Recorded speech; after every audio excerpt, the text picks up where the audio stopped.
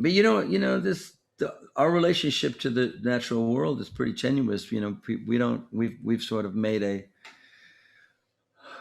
place for our species to thrive, but you know we're also severing. We're sort of severing the lifeline there. I mean, Yeah. we're like making it impossible for. I mean, we need the ocean to survive here, and if we don't make it, the ocean will still be here. Just we Well, won't.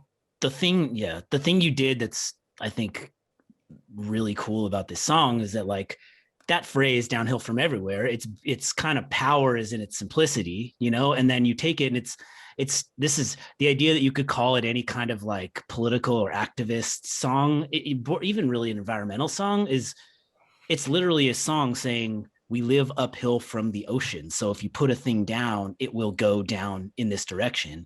And so Yeah. you took that phrase, and the rest of the song that you wrote around it is in keeping with that simplicity. Just downhill from the prison, downhill from the mall, downhill from the factory farm and the hospital, downhill from high school, downhill from the gym, downhill from the church and the stadium. I mean, there's nothing politically said there. It's this is the world, and where do the things go when we let go of Yeah. them? That's I think there's something impactful in that. And Well, you've talked. Go for it. you're giving me great pleasure by reciting those words and by putting it like that, because I think the job was to sort of do exactly what you're pointing to, which is to make people see those things without feeling that they're being lectured, or that they have to. You don't have to pay attention. You don't. If you pay attention to my lyrics, it should pay off. But if you don't, you should also really enjoy the song without. Even if you only get half of those, even if you get some of the, this is the way it is with rock and roll. Sometimes you just like that part of the song that you like, and you don't listen very closely. But uh, yeah, I wanted they I come in. wanted to make a They song that they you come do. into your house. Yeah, coming from me.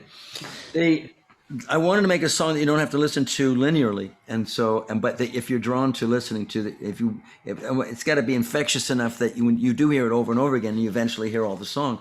And this is true of all the great songs that that other people have written that I've taken into my consciousness. I mean, there's a moment in time when I was